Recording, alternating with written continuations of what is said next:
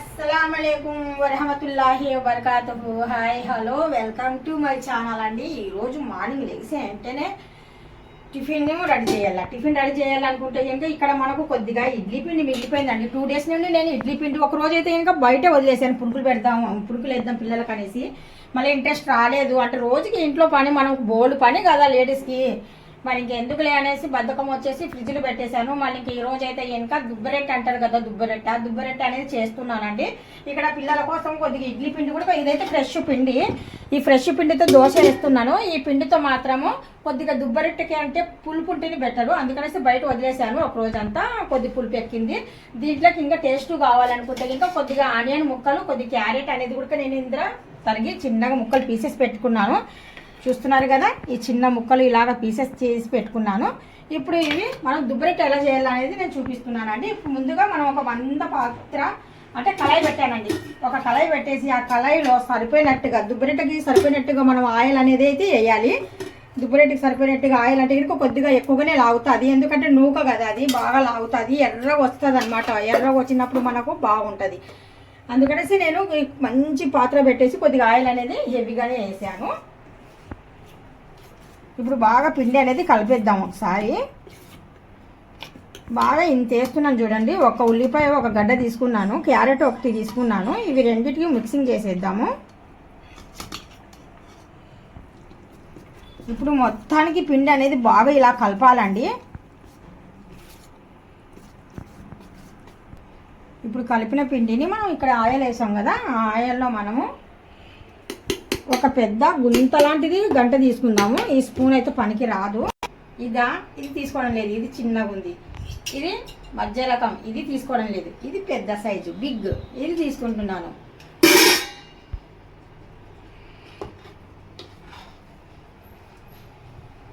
ఇప్పుడు మనం బాగా వేడెక్కిన నూనెలో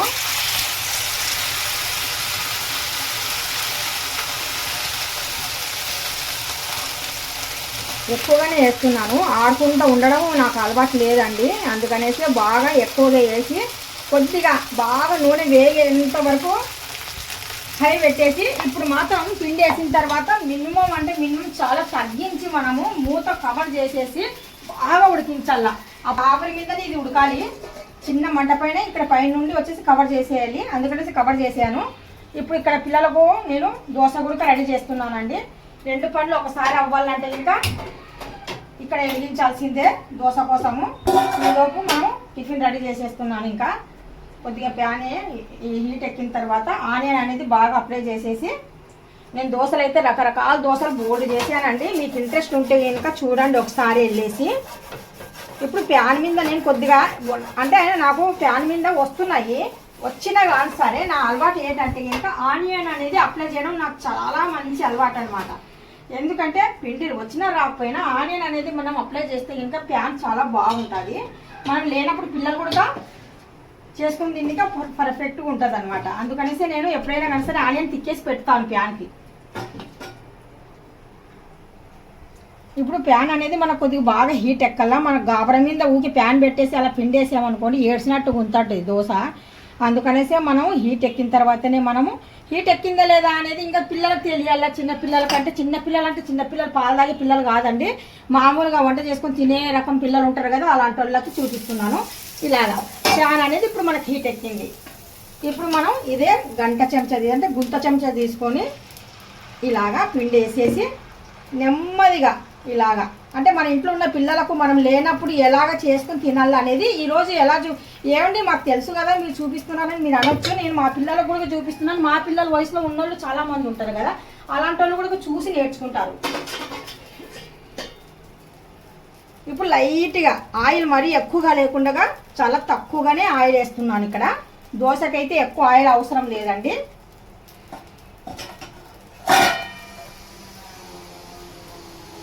నిజంగా చెప్తున్నాను, దోశలు అయితే మా ఇంట్లో పర్ఫెక్ట్గా వస్తాయి, చాలా బాగా వస్తాయి, చక్కగా వస్తాయి. మా ఇంట్లో నేనే కాదు, మా ఇంట్లో మా అబ్బాయిలు కూడా వేసుకొని తింటారు.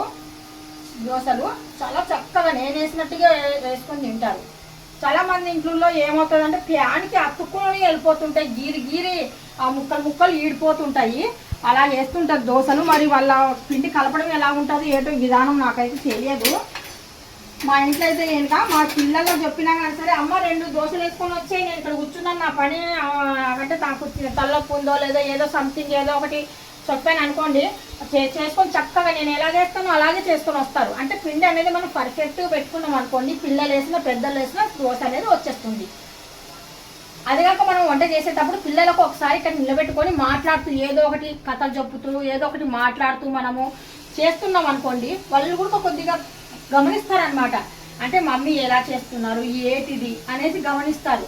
మనం ఎప్పుడైనా ఊర్లకి 1 రోజు కోసం 2 రోజుల కోసం మనం ఎవ్రీడే ఇంట్లోనే ఉన్నాం కదా, ఏదైనా అర్జెంట్ అంటే ఇంకా ఏదైనా అంటే ఒక్కొక్కసారి అలా రావచ్చు కదా అవకాశం అనేది, ఊర్లోకి వెళ్ళడం అర్జెంటుగా ఏదైనా కానీ సరే. అలాంటప్పుడు పిల్లలు బయట నుండి ఫుడ్ తెచ్చుకొని తినకుండా మన ఇంట్లో ఉన్న ఫుడ్ తిన్నట్టుగా మనం పెట్టుకోవాలి ఎప్పుడైనా సరే. మా ఇంట్లో అయితే ఇంకా అలాగే, నేను లేనప్పుడు మాత్రం మా పిల్లలకు నేను ఇడ్లీ పిండి కానీ దోశ పిండి కానీ రెడీ చేసి పెడతాను.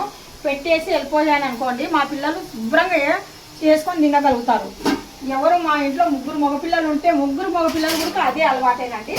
ఇప్పుడు నేను ఒక ప్లేట్ తీసి ఇక్కడ పెట్టాను. ఆ ప్లేట్లో ఇప్పుడు దోశ కూడా చూడండి, నేను అసలు దోశ తీయకముందే దోశ అనేది చక్కగా వచ్చేస్తుంది చూడండి. ఎక్కడ అసలు అతుక్కోవడం కానీ చేయడం కానీ అలాగే ఏమి ఉండదు. మళ్ళీ ఆయిల్ అంటారా, దోశ పైన 2-3 చుక్కలు వేసాను, చూస్తున్నారు కదా మీరే. దోశ పైన 2-3 చుక్కలు కానీ ఎక్కువ వేయలేదు.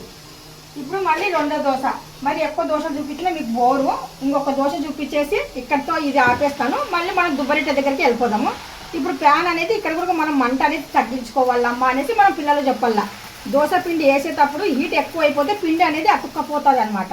అందుకనేసి మంట అనేది తగ్గించుకొని మనము ఇక్కడ మనం దోశ అనేది పిండి వేసి అప్లై చేయాల, ఎలడుపుగా చేసేయాల. ఇప్పుడు దోశ వేసిన ఒక క్షణం 2 క్షణాలు ఆగేసి ఇప్పుడు లైట్గా మనం ఊకే తీసుకున్నామా లేదా చెక్క స్పూన్తో మనం ఆయిల్ అన్నట్టుగా తీసుకోవాలా. ఇప్పుడు అలాగ అనేస్తే అయిపోయింది. అక్కడొక డ్రాప్ పడిపోతే అయిపోయింది. మరీ ఎక్కువగా వేయకూడదండి, కారినట్టుగా ఈ చెంచాలో నుండి ఇలా వచ్చేసినట్టుగా అంత ఆయిల్ అవసరం ఉండదు. ఎందుకంటే రోజు టిఫిన్లో తింటుంటాం కదా, ఎక్కువ ఆయిల్ కూడా యూస్ చేయకూడదు ఎప్పుడైనా సరే, చాలా ఒంటికి మంచిది కాదు. అందుకనేసి సరిపోయినట్టుగా అంటే కొద్దిగా వేయాలి మనము.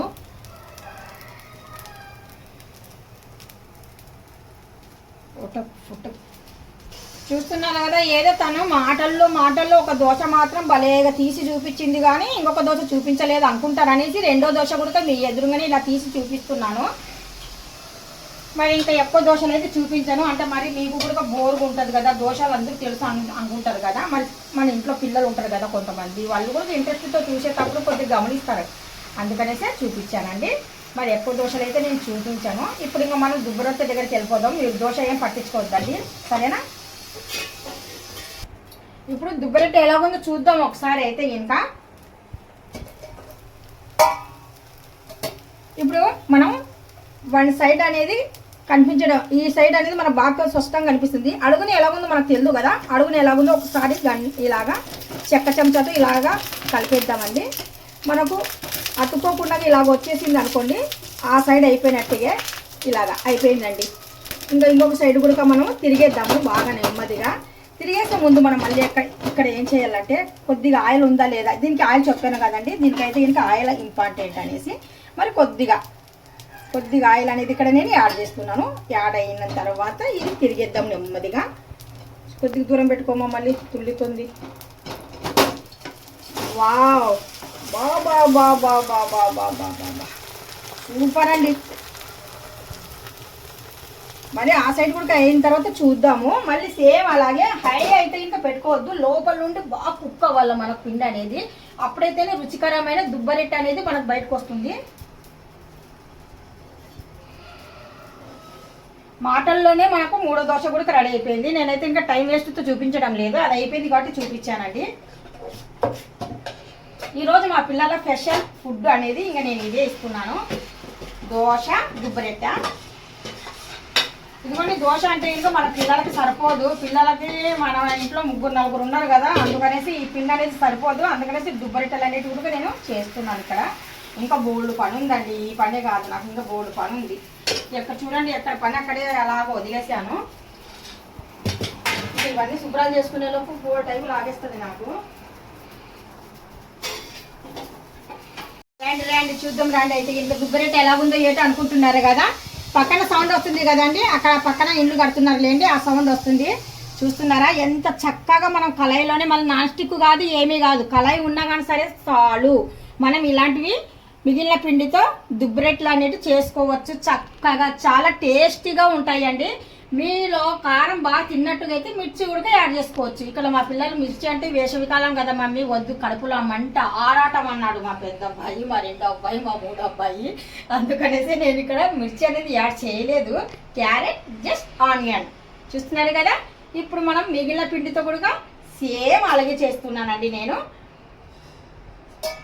మీరు కూడా ఇడ్లీ పిండి మిగిలింది అనేసి ఒట్టి పునుకులు కాకుండా ఇలాగ దుబ్బరెట్ట కూడా చేసుకొని తినవచ్చు శుభ్రంగా, చాలా బాగుంటుంది. పునుకుల కన్నా ఇది ఇంకా బాగుంటుందండి, రోటీ టైపు.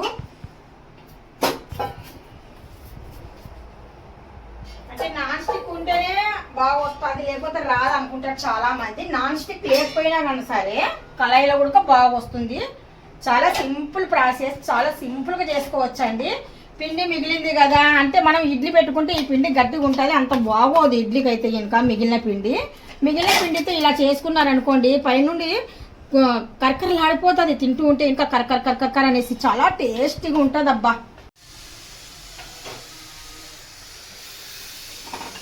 చూస్తున్నారు కదండి, చక్కగా మనకు దుబ్బరెట్లు అనేటివి రెడీ అయిపోయినాయి, సూపర్గా వచ్చాయి అబ్బా. మంచి కలర్ వచ్చింది. ఇదైతే ఇంకా బాగా ఎక్కువగా ఫ్రై చేశాను నేను, చాలా టేస్టీగా ఉంటుంది. ఇప్పుడు మనం లోపల ఉడక ఎలాగుంది అనేది కొద్ది కటింగ్ చేసి చూస్తాము, అంటే ఉడికిందా లేదా ఆ డౌట్ కూడా ఉండొచ్చు కదా మీకు. చూద్దాము అయితే ఒకసారి అనేది. నేను మీకు ప్రూఫ్ అనేది ఇవ్వాలి కదండి. ఇది బాగా బ్రౌన్ కలర్ భలే వచ్చిందండి. వీడియోలో మీకు బ్లాక్ అనిపిస్తుందేమో, కాదు మంచి కలరు, బాగా కుక్ అవ్వింది అనమాట సూపర్గా. అంటే చాలా వేడిగా ఉంది.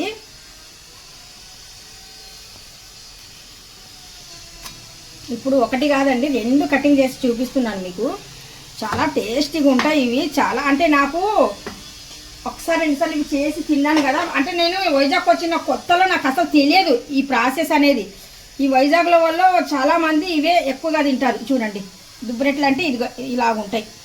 లోపల కూడా చూడండి ఎంత బాగా కుక్ అయ్యిందో. మంచి క్యారెట్, మంచి ఆనియన్ ముక్కలు ఎంత నీట్గా కనిపిస్తున్నాయో, సూపర్గా ఉన్నాయి అబ్బా.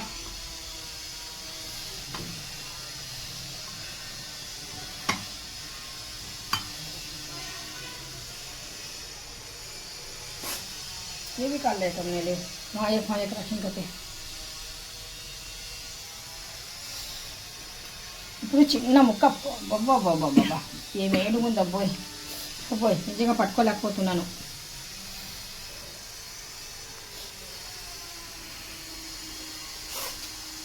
పైన కంచిగా లోపల ఆ క్యారెట్, ఆ ఆనియన్ అబ్బా నిజంగా చెప్పడం కన్నా ఒకసారి మీరు ట్రై చేయండి, మీరు తినండి. ఇలాగే చేసి మీరు తినండి. మీకు నచ్చినట్టుగా అయితే 100% మీకు నచ్చినట్టుగా అయితే లైక్ చేయండి, షేర్ చేయండి, కామెంట్ చేయండి, సబ్స్క్రైబ్ చేసి వెళ్ళండి. సరేనా? టాటా, బై బై, సీ యూ.